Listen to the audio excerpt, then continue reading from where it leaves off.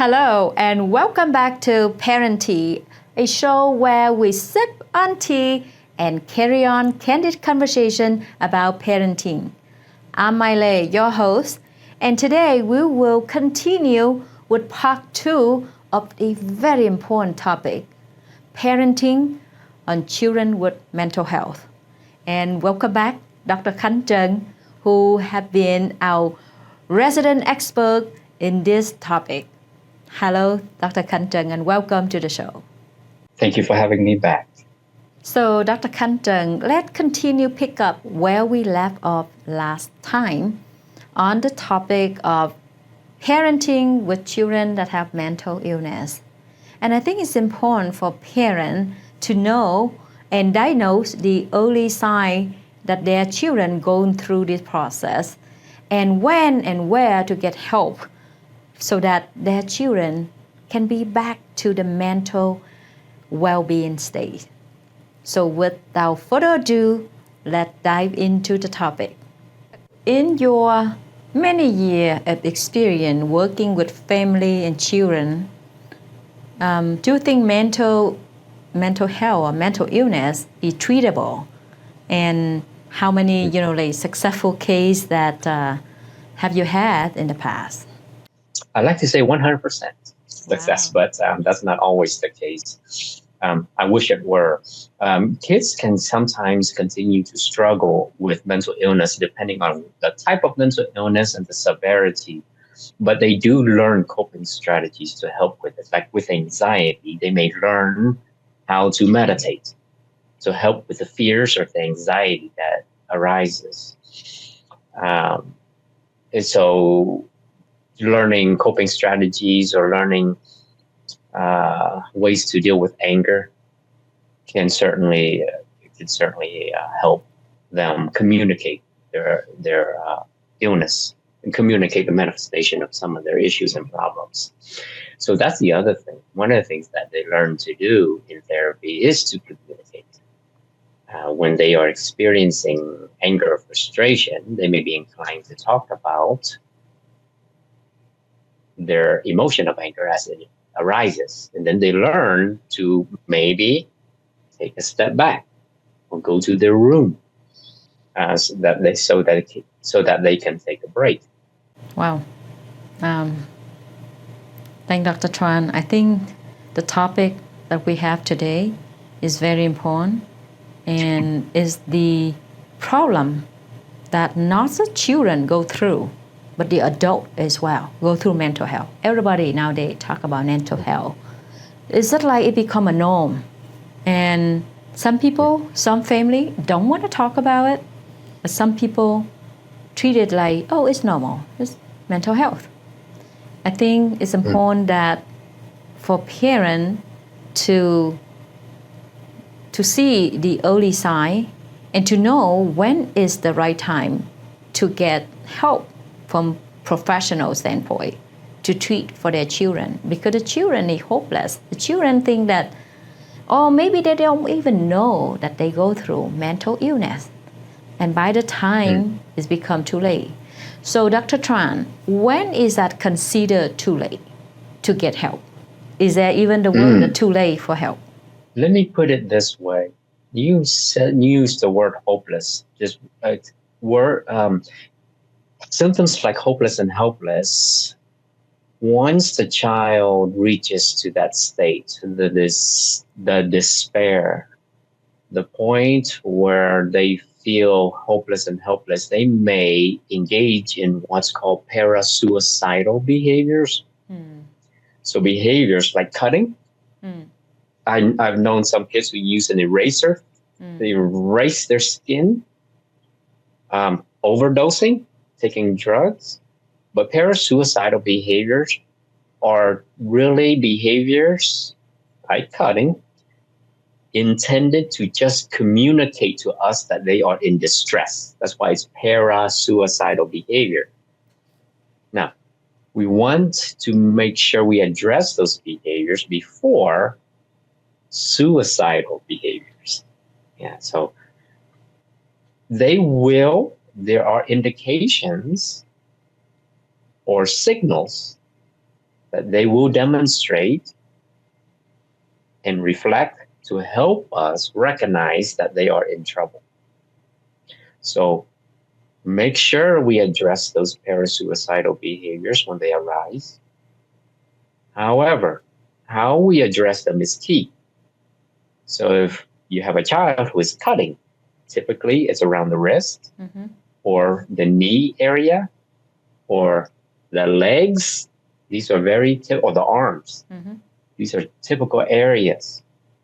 We want to make sure that how we discuss these topics and issues, we're not shaming them, right? So we're not even saying, you shouldn't be doing that. When you do that, you scare us, you scare me. Oh, it's not right. It's not appropriate. It's not good. We don't want to do that. So addressing the issue would be, maybe, I can't help but to notice your wrist, that you have quite a lot of cuts there. What is it that at this point that we can do to help? What does that mean? When you do that, what is that saying to us? So getting them to talk about these things instead of judging them for it is key. Well, but then when they cut themselves, it's called bleeding and things like that. It could be, life-threatening. If we don't see them, and we don't, they hide them, they do it at nighttime or in their own room that they lock it. Is there any signal that leading to that suicidal moment that the parent should be aware and maybe should talk to their children before it's too late? Maybe should have a candid conversation about suicidal. Will you advise us to bring up that topic to the child, or when should be the right time to talk about it? Absolutely, because that's probably happening, that they have suicidal thoughts. If not suicidal thoughts, some kids and even adults have thoughts that they wish they were not here. It doesn't mean that they're suicidal. But the point is that they're detached. So whether they're detached from reality or they're detached from life. Absolutely, I ask every child who may have depression if they ever had suicidal thoughts, and if they have a plan in doing so. And I like to engage in that. I like to really discuss that because it really gives me a glimpse into their mindset. So the more we talk about these thoughts, whether it's suicidal thoughts or depressed thoughts, the more we get. It really serves two points. One, the first is that we get to understand the child in their sadness or in their aloneness. And two, the child will get this semblance and feeling that he or she is being heard. And probably the best treatment for suicide is deep connection. Because a lot of times, those who suffer from suicide feel detached and disconnected. That's why when they are at a point of suicidality, they want to remove themselves entirely from the world, from existence, because they feel alone. So once again, then one of the best treatment is to connect with them so that they don't feel as alone. But how we connect to them is key. So reprimanding them for the cutting, criticizing them for the cutting, doesn't create connection. It creates more of a gap of understanding, or a gap of uniting, or a gap of empathy and compassion. So uniting and connecting means you have to cultivate a context for compassion, for empathy, for understanding. When we connect with the child so that they can open up about what their plan is, should you also think that religion or culture can also help in those cases, that be able to connect them through that way? For example, I used to talk to my children. Like, I read the news about kids commit suicide. And I said, suicide, a lot of people, they think commit suicide is a solution because they cannot deal with the stress or whatever that they go through in their mind. And they thought that, so put a gun or take the pill and end their life, that's a solution. Maybe there's a better life somewhere. However, in Buddhism, we believe that if your fate, you not die until, let's say you not die until you're 60 years old, and you're only 15 now, and you want to end your life. For the next 45 years, every single day, you will have to go through, even though in your spirit that you already die, right? You still got to go through, repeat the same process. At that time, you pull the gun, trigger yourself, and go through the suffer, and again, until your fate due, which is when you're 60 years old. Is that something you want to do? Is that something that, if you know that, do you still do it? And I said to my children that a lot of people, if they know that, they would not gonna make that decision. They make that decision because of unknown. So I'm sure in the Bible, in Christian or Baptist or other culture, have similar thing too. Because you kill yourself is a sin. It's not like you shoot the gun and kill someone else, but instead you kill yourself. I don't know. You think in that situation, will religion be able to help, or be able to help to use that to explain to the child so they understand and they will not make that mistake? Meaning and purpose in life can be established in many ways. Religion and faith is one of them. So religion and spirituality is one of them. And I often say this, but religion and spirituality is only as good as the person is able to relate to it. So if it is something that they cannot relate to it, it's just an opinion. It will not matter to them. So I often ask people, what gives you meaning or life? If there is anything that creates purpose in your existence, what would it be? And for many adolescents, I guarantee you 99% of them will not say religion. They will say, my friends. My friends. So then I would engage in that conversation and say, what is it about your friends that gives you purpose and meaning in life? They understand me. And that would be their religion. I see. Their ability to feel understood. And guess what? There's nothing greater a religion than the connection between parent and child. There's nothing greater a religion than the parent themselves. You can introduce Christianity, Buddhism, Islam, all you want, but you are their religion. You are their purpose. You are their meaning. So that's why we keep going back to the communication and the connection with the child as key, as important and crucial to cultivating their intention to communicate back to us. So you can introduce religion all you want, but you got to make sure it relates to them, connects with them. Otherwise, it's just an opinion in their head. However, if you can demonstrate and show and maintain a routine of empathy and humility and compassion, it will be more powerful than any religion truths.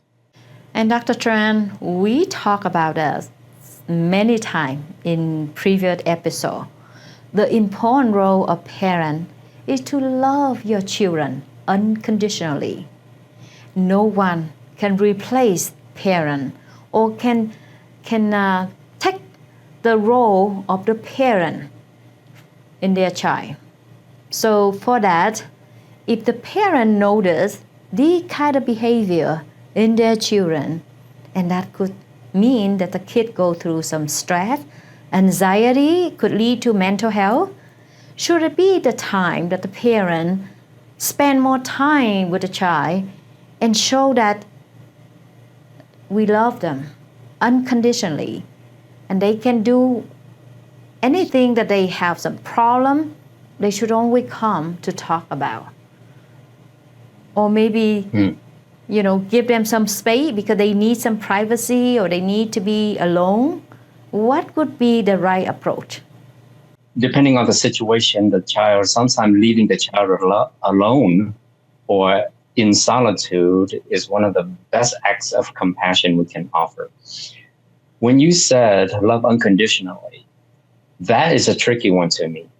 In 18 years, my experience, I have never encountered a parent who is capable of it. All parents have expectations. They have conditions. They have rules. They have standards. They love conditionally.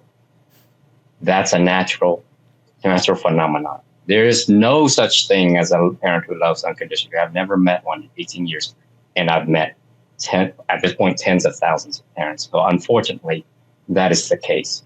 Now, if you're going to love unconditionally, you better love relentlessly. So what I mean by that is you love in the manner that all you do to the child is going to be about the child, not about you. So let me put it this way. The moment that we do for the child, we're really doing it for us. So there are conditions with for the child. It is very crucial that the purest of love is not tainted by the expression, what's in it for me? What's in it for me? In other words, I will be respected. I will be heard. My child will make me proud. That has nothing to do with the child. That's all for me. And that's why many parents take it personal when they perceive the child as being, quote unquote, disrespectful. So a child yelling, for example, at the parent is considered disrespectful. In my eyes, it's one of the best things a child can do is to scream and yell at the parent because they're communicating. It's our inability to tolerate our own emotions in relation to the child that we have a problem with. But yet we cannot fix or heal ourselves, so we discipline the child. We point to the child who is communicating to us, and then we say, you're being disrespectful. We have it all wrong. We do not understand how to parent. That's why it's important, if we're going to love unconditionally, the expression I use is love relentlessly. Means love a child in a way that everything you do to the child has to be for the child. It cannot be for us. I know it's difficult for a parent to accept that. But if the love for their child, and this is the way that the child will express and communicate to us, I guess the parent need to learn how to accept that. However, we accepting that, parent afraid that the kid gonna continue with this kind of behavior and being more aggressive, even more disrespectful in the future. Is that a way that to be able to navigate that from just a moment that being disrespectful, but then later on, when they calm down, they will realize, Mom, Dad, I'm sorry, I didn't mean to yell at you, and bring them back to where they should be. Yes, they are as disrespectful as we are to them. So we emulate disrespect in the manner in which we speak to them, the tone in which we use, the way in which we look at them or gaze at them, and in the way we don't listen to them. We're constantly being disrespectful to them. We're constantly telling them how to live their life in the way they should, like we do, right? So we don't see children as a separate entity of themselves, for themselves. What we see them is our children, and because they're going to do it our way. That's a huge issue. We objectify kids without even realizing them. And then we justify it by saying, I'm just teaching them respect. I want them to have good manners. I want them to be educated so they can be a doctor, lawyer, and engineer. So we objectify them, and then we say, but that leads them to a happy and good life. But what's in between all of those expectations are the demands that we place on the child that oppresses and suppresses them. And that's the issue of the problem. Once more, love them unconditionally is love them relentlessly, meaning love them for who they are and not what we think they should be. Oh, thank you, Dr. Tran, for your wisdom and for your advice. And from what we go over today, the important topic of, parenting a child with mental illness, it could take a toll on the parent, their own mental health. What are some of the advice that you have for the parent to self-care, to take care of themselves while dealing with child that have mental illness? Yes. So we have mental illness before we became a parent. Children just pull them out from us. They make it known. They get us frustrated, agitated, angry, depressed, fearful.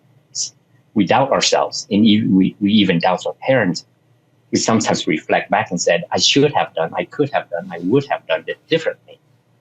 Yes, so we've had our illnesses before we had children. So it's important to recognize that. Now, there are things that we know about ourselves that help us manage our emotions and behaviors and all the issues that comes with being human. There are circumstances that can help alleviate our tension. There are exercises that we can perform, such as maybe having a conversation with someone who we can confide in. Much more mundane or seemingly insignificant things we can do, like meditate or take a nice hot shower or bath, go exercise, go for a walk. So there's those sort of things that we can do. I find some parents are themselves on YouTube because they do what they do and they watch what they watch. It helps sort of distract them from all the pain and agony and the suffering that we're suffering from. And we all carry it. There's no way around it. So we can use those, when I say superficial means, to help us distract or alleviate the tension. That's fine. We can do that. But at some point, being human consists of evolving. That means we still have to work on ourselves. It's okay to read a book or to exercise or take a nice hot bath, but that's not sufficient. We have to constantly work on ourselves. And we have an opportunity. Anytime we're with our children, we experience happiness, joy, or shame, guilt, or repentance. Right? When we experience those negative emotions, it becomes an opportunity to learn about ourselves. Mm-hmm. For instance, if we find that we get frustrated or agitated with our children, what an opportunity to learn more about patience. So personal evolution is very key to us, whether we have a child or not. It doesn't matter. We should always learn more about ourselves and do more for ourselves and learn more to understand more.